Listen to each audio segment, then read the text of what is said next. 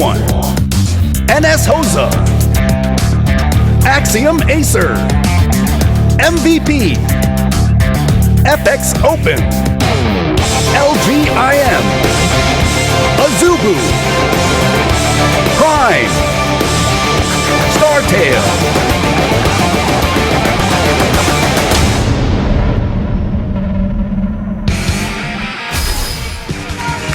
Welcome back to the GSTL, where AZUBU has taken a 1-0 score, and it's time for Bomber to see if he's really got the stuff that he used to have in Wings of Liberty to tie up the score. In the GSTL, we have not seen Bomber yet this season. Didn't come out just yet, but of course in Code S he had quite the group. Yeah. Was able to win it, which was really impressive, and now he is up against Symbol, which is going to be an epic game. Star Station is going to be the map. And Bomber, 25 years old, has to deal with a Zerg player who already defeated the first Terran player that he faced today. Yep, and same matchup, different story, different player. Very interesting map choice. Bomber has chosen Star Station, one of the bigger maps in the pool, a 4-player map. And choosing a map like this means we're probably not going to see any dropship attacks, no timings, probably just late game. And I don't think we're going to see mech out of Bomber. That's not really his style, so I'm really curious to see what he's going to go for when it goes to that mid and late game. Yep. Symbol, on the other hand, he is one of those players that is really strong when he gains some momentum, and this is exactly why StarTale just sent out Bomber, because they are like, well, you know what? This guy, we have to take him out as fast as possible. If he gets 2 or 3 wins, then we might just get all total win. Yep, that's very true. Sounds a little bit silly when you're talking about a team that has Life on the roster, but even Life in a ZVZ is a player who can certainly lose a single map.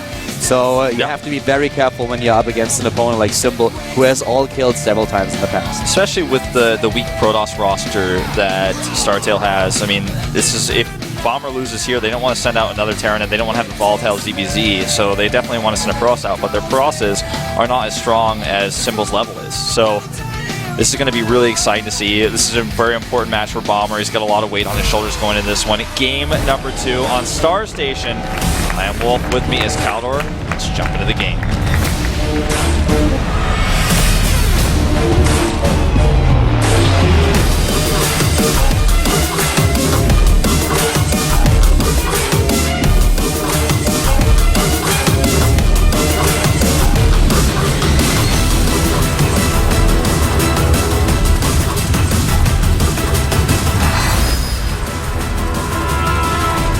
Starting to the top left of the map, we have the second Terran player for Team StarTale. Can he succeed where Hack failed? This is StarTale Bomber. There we have him, the Terran player that has to take down the strong Zerg for Team AZUBU. Starting to the bottom right of Star Station, in blue we have for Team AZUBU, AZUBU Symbol. Very vocal Symbol fan. Yeah. She has a lot of players she's a fan of. I actually think that was Eve. It could have been, but I think it's this one fangirl we know. She's always going nuts. Go to the victory. Well, certainly a couple of AZUBU fans here. If you're fans of the 2-player, make sure that you check them out on Twitter, guys. Symbol, his Twitter account is actually AZUBU Symbol without space underscore anything. Just add AZUBU Symbol on Twitter. You can also follow the Terran player in this match. It's StarTale underscore Bomber. Yep, and the two of us at ProxyWolf and at Color. It's a great time right now, since we have a bit of a technical problem, for you guys to hit that Alt-Tab key, or if, for example, if you're watching in the browser, hit Control plus Tab. If you didn't know, you can switch between tabs that way. And otherwise, press Control T, and then go to twitter.com and follow all of us, like we just said. Exactly. Great.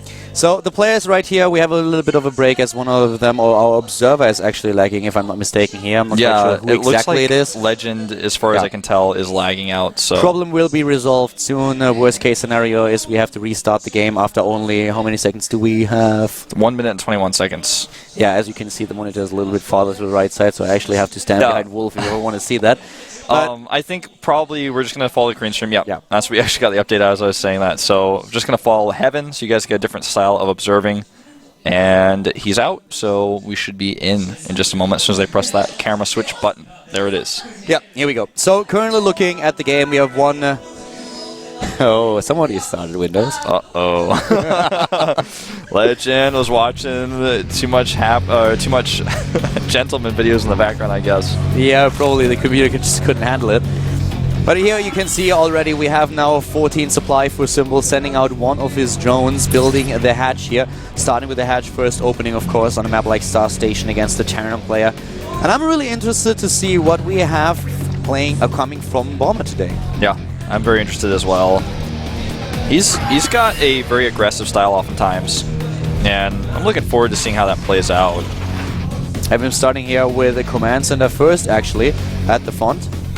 We got a little bit of harassment by that drone. Very important scout for him to be able to see this at cross spawns, because now he has a choice. He can go into a triple hatch before pool, or he can just make his pool and know that he's very safe. Yep, the scout here is of course really important. And Symbol is one of those players that has been using the double hatch before pool style quite a lot in the past. He already sends out one of his harvesters, and there it is. We have double hatch before spawning pool, as already expected. So Symbol just reacting to what he scouted to the top left. Yep. This is a great scout for him. And he responds, sends the drone back even, gets to save it. So now the funny thing is, our Terran player Bomber doesn't know whether an aggressive follow-up is coming through, whether it's a fast 3 hatches, whether they went for a normal pool opening. It's going to take him a lot longer to scout, so this gives Symbol an inherent advantage, and it was a risk that he took to send that drone out that early, because he wasn't sure if he was going to spot the correct location right away, and he might have actually ended up just losing mining time, so risks pay off. Yeah, he definitely does. In this scenario, of course, if you start with the triple or with a double hatch before you go into the spawning pool, you have to be really careful about how the timings change when you have to deal with your opponent's first move out. So the timings and especially the supply that you have when you build certain structures is very, very different. But for now, he can just drone up. Needs to get, of course, the additional queens out. But this is like the perfect opening where your opponent plays greedy. So for Symbol, this is a good start into the game. Bomber did not probably expect him to go this way, but especially since he didn't send out a scout at all. He doesn't know anything. He's very blind right now. The way he's playing this is kind of how Marine King you might see him play, or oftentimes beyond. Just very, very greedily done. He even goes for a fast third command center here. Now, if he adds the double eBays right now, then he is basically just taking the book of risks and press select all. I'll take all of the above. Yeah, the thing about the strategy that he's playing right now is that on a map like Star Station, it's much easier to get away with the early third command center because of the distance between the two bases, between the starting positions. So if the Zerg player decides to go, let's say, for a roach push, he needs to cross the entire map up to the point where he can actually put the pressure on you. So that is a build that is on this map a lot safer than it is on others. Yeah, very true. And he's playing the build to the map, for sure. This is his map choice. And he knows he's at cross positions. He saw his opponent's opener, so he knows that. Well, actually, he hasn't seen that yet, but had he scouted, he would have seen that. And I guess he's just going to do this build no matter what. He knows he's been scouted, so he knows the possibility of a third hatch is still there. And now he sends his first scout out. It's the Solo Hellion. Yep, sends the scout out here. We already have for his opponent the triple queen, of course, for the injects here. And this is the point where Symbol will get a huge lead in the harvest account if he relies on the drone production. Just because now he has all those lava available with the injects, with the triple hatch, that he can really out-macro his opponent if Bomber doesn't do anything about it, or at least pressures a Symbol in building a few units. Yeah. Well, now he's going to confirm, of course, the hatchery is very much still there, and tries to get a little bit of harassment off, but obviously one Hellion. Not doing too much. No, he gets a drone, though. That gets a little bit here, but not too much, as you already said. 38 to 32 harvesters, already going into 41, and there will be a lot of drones coming out of Symbol's hatches in just a few seconds. There go the double eBays. Much safer timing than a lot of players are going for these days. He waits till after stem, but as we saw last game, sometimes if you wait this late for your eBays, you can get behind in upgrades, but with the style that we saw so far from Symbol in Game 2 here, with his faster third hatchery, he sacrifices a little bit of time on his evolution chambers, so Bomber will have a slight upgrade lead. Both players building the upgrade structures now in very important locations, trying to wall off at the natural just a tiny little bit.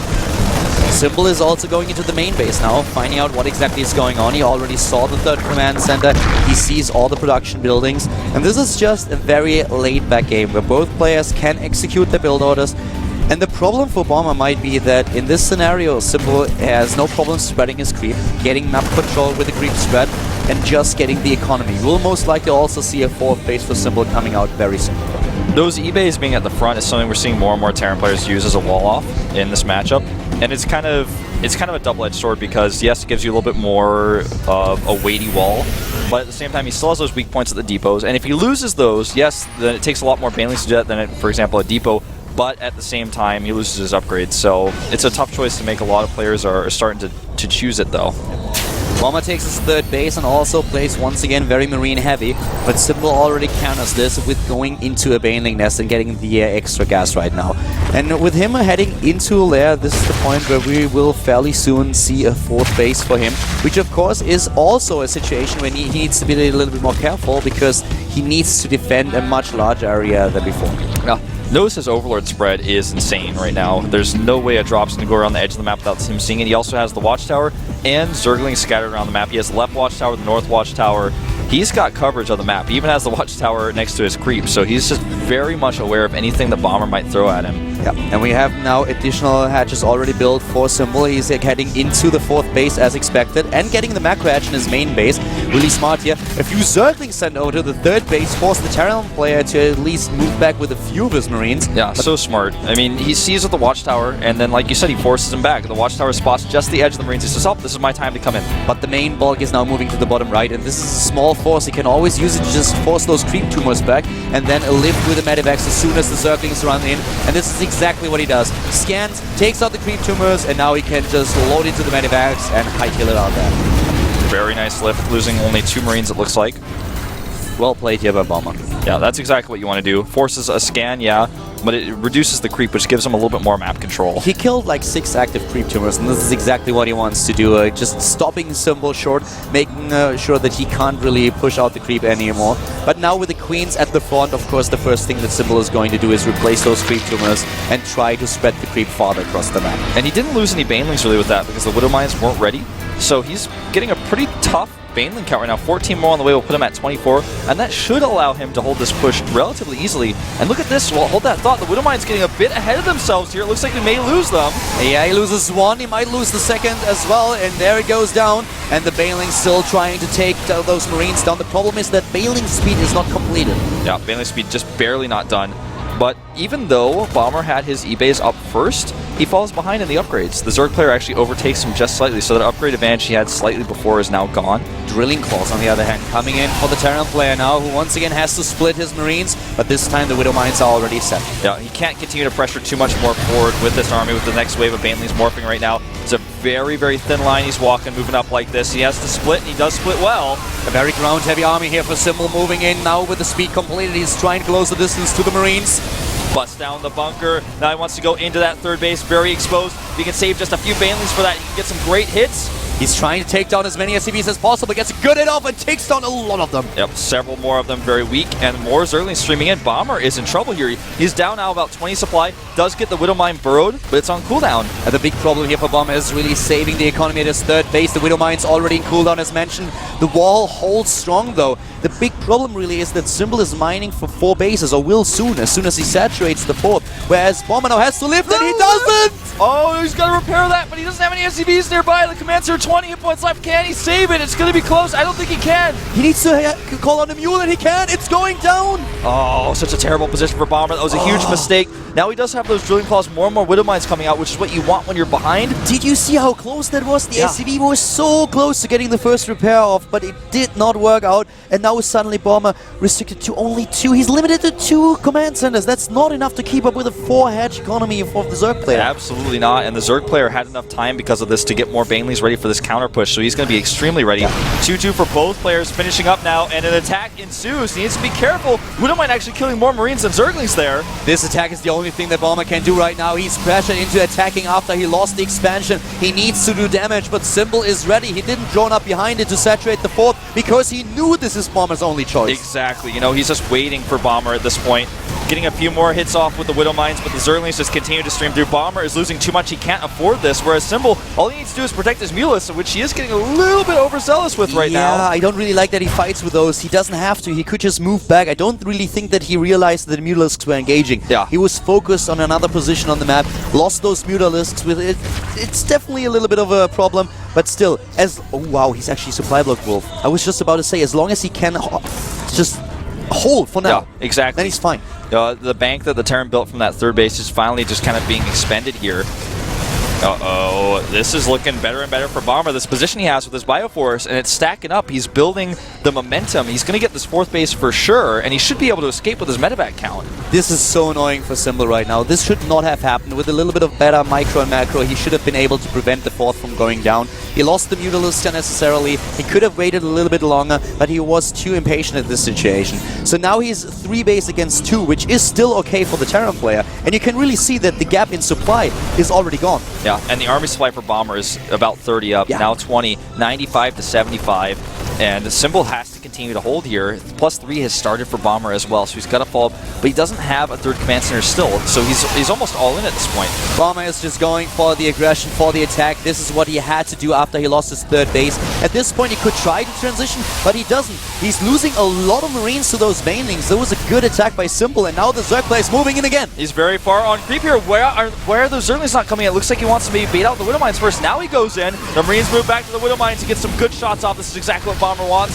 Symbol still 20 supply ahead, once again moving in, taking down the next Widow Mine. He is on 3 base, but he's taking a 4th. Yeah, this is looking very SC FOU right now with these units streaming across the map of Bomber. Can he do it forever? Symbol is starting to stabilize now. He has a new 4th base on the right side, almost finished. Yeah, for quite some time it really looked like Bomber might be able to maybe get this momentum into the 3rd base of Symbol after he took down the 4th, but now suddenly it looks like the Zerg play will finally stabilize. He has the army to take down what Bomber has on the map, and he is still able to get this 4th base. This is so important for him in the long run. Yeah, he's going to saturate with those drones. Bomber's is basically going to move his main base once it mines out to the 3rd.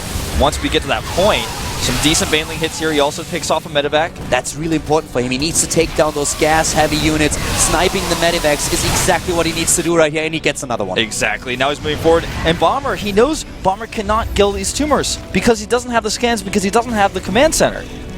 So all he has to do is just sit back and, yeah, he could scan to kill some tumors, but is that worth it when you're stuck on 2 command centers? I don't think so. He goes for it here, but he can barely even clean them up. He doesn't have the army to do it. He's trying to get a better position in this game, but now another Widow Mine is gone, and the Widow Mines, they are the backbone of his army. They are the units that he tries to lure his opponent into. Here come the Banelings again. A good split, but it just doesn't matter. He has to pick up and leave. More and more tumors actually clearing up the slack from what was cleared earlier by Bomber. Bomber drops again on the Widow Mines.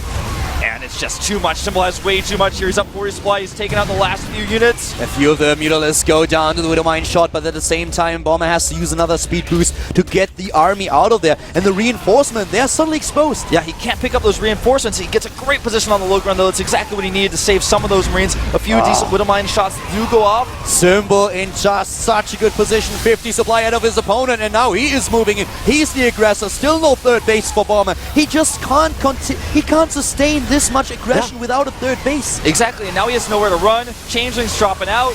And this is looking worse and worse for Bomber. He's trying to pick up just 1 Marine, escapes. Look at the supply now, though, 129 to 71. Symbol has that 4th base. He's been mining for a really long time. He could start 3-3, start a hive. Exactly, the 4th base right now. The one that he lost earlier, unnecessarily, that he could have saved, but Bomber was a little bit too strong. Symbol didn't expect him to commit this much, but now Symbol is on 4 bases against 2, and this 3rd base that Bomber is trying to establish might actually fall. Yeah, he may have to cancel that planetary. The Lings get a great surround here. He picks up, but that means he can't keep his planetary anymore. Planetary is going to have to be canceled. He does, lifts it. The SCVs are exposed, however. The SCVs are exposed. A lot of them are dying, and there's the GG. Symbol takes out Bomber, and suddenly AZUBU is up 2 games against StarTale. This is not the result most people would have expected if you just look at the team names, but when you look at Symbol, this is definitely the guy who takes big names down, and he's taken already 2 of them. This is going to be a very peculiar situation for StarTale right now. What are you doing when you're down 2 games? Do you really send out Live, who, by the way, still has to play his Code S games? Yeah. I mean, this is the first time StarTale's had to play an uphill battle of this magnitude this season. And their patience and their choices are going to be tested here. And the AZUBU coach just continues to smile. Yeah, he's smiling, and he has every reason to. In this situation, everything is going fine for his team, and he knows it. The big problem really is that if you are the StarTale coach, the one thing that you don't want to do is to send out Live right now, because for a very simple reason. Live's first opponent next week in the GSL, in Code S, is Lenok. Yeah, so Zerg. Exactly, he has to play a ZVZ. And if he's now sent out against Symbol, yes, of course he is prepared. He knows this matchup really well because he's preparing for it. But do you really want to show your strategies? No, you don't. Absolutely not. You know, I think life is going to be reserved for another player later if it comes to that. This is very uncomfortable for the StarTale coach. I think he wants to send out a Protoss, but is any Protoss up to the task of taking out Symbol? In my eyes, no. Not on their team, not right now. I don't really think so either. I mean, you might send out Avenge, for example. You might send out Extreme if you have prepared a certain sniper for a map. But if you did that, a Zerg sniper, then why didn't you use him already? Exactly. Why didn't you use him as the second spot? Because a player like Bomber, you can send him out third. You can send him out fourth. There's no problem at all. But right now, maybe curious? Yeah, that's the thing. And I don't think they have a sniper for Zerg that they would be saving for this because there's no other Zerg for AZUBU that they would really have to worry about. I mean, Sleep is decent, but he's not at the level where you panic about him. You have Violet too, but on the other hand, Symbol is definitely the opponent that you worry about a little bit more than about Violet, even though he is a strong player.